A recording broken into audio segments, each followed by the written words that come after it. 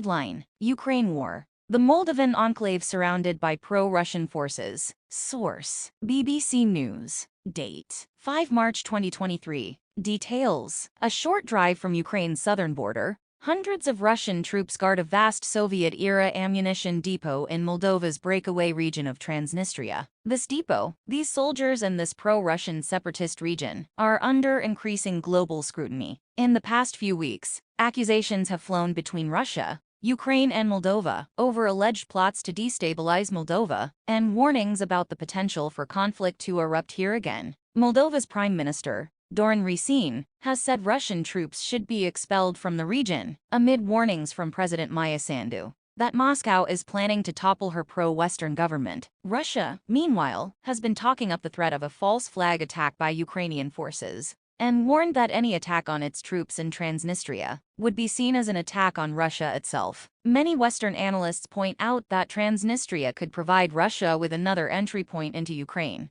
forcing Ukrainian troops away from other areas of fighting. So Transnistria, controlled by pro-Russian separatists since Moldova's civil war in 1992, is being closely watched globally, but also by those much closer to home. The warnings and threats about fresh conflict here hang heavy over the village of Moldovan. This is a tiny Moldovan enclave, jammed up against Transnistrian territory and separated from the rest of Moldova by the river Dniester. If residents of Chisinau feel vulnerable, residents of Moldovan feel completely exposed. Many of the older men here fought pro-Russian separatists for this land 30 years ago. They're wondering now if they'll have to fight here again. On Friday, veterans of that conflict gathered in Moldovan for an annual pilgrimage across the line of control into Transnistria to honor those who died. 24 men in military fatigues, bright medals on their chests and darkness behind their eyes. Among them, 62-year-old Vlad Antila. "We're lucky that Ukraine is defending us at the moment," he said.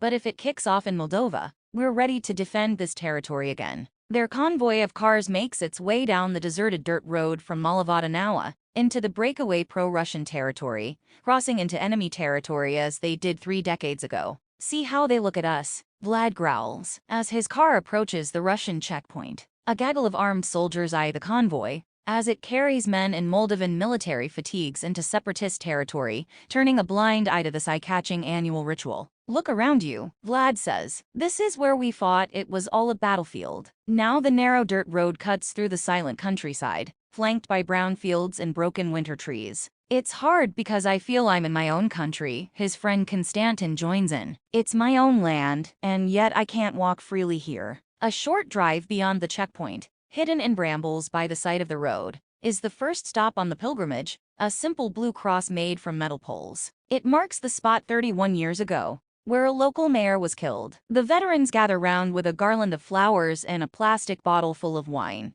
to toast their fallen comrades. They follow the trail of pale blue monuments dotted through this territory, repeating the ritual at every stop, honoring their comrades, siblings, and friends. "We were both snipers," Vlad remembers. "At the spot his friend Vasia was killed. They were shooting at us from that hill over there, from a tank. One of the shrapnel fragments hit him in the neck. He fell to the ground and died in my arms." As the veterans pass a local Moldovan school, pupils come out to greet them, led by their headmistress Tatyana Raska. "There were big battles here in 1992, Tatyana says, "and there are still deep wounds in the souls of the people. We're very afraid. We know what war means, and we don't wish it on anyone." One of her pupils says she's ready to take up arms if conflict erupts again, as her father and grandfather did 30 years ago. But loyalties here, as in the rest of Moldova, are complicated by history, geography, and economics. Here on the other side of the river Dniester, the pull of Moldovan identity is set against the pull of subsidized Russian gas from Transnistria. The economic gulf with the rest of the country has widened since the start of the war in Ukraine.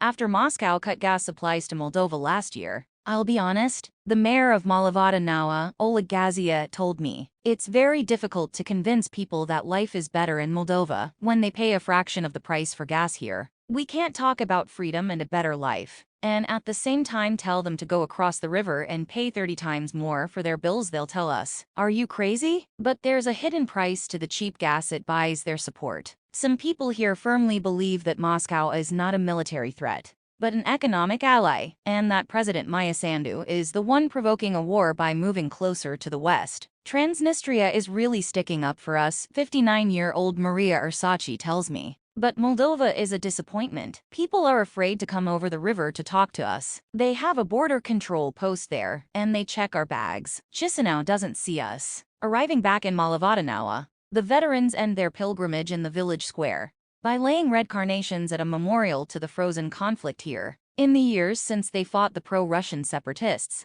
their children have grown up alongside Russian soldiers, Russian language and Russian economic support. We older men will still form the heart of any resistance, Vlad tells me, even with the involvement of younger men. Memories of the past that linger in this tiny Moldovan enclave are being sharpened by growing fears for the future.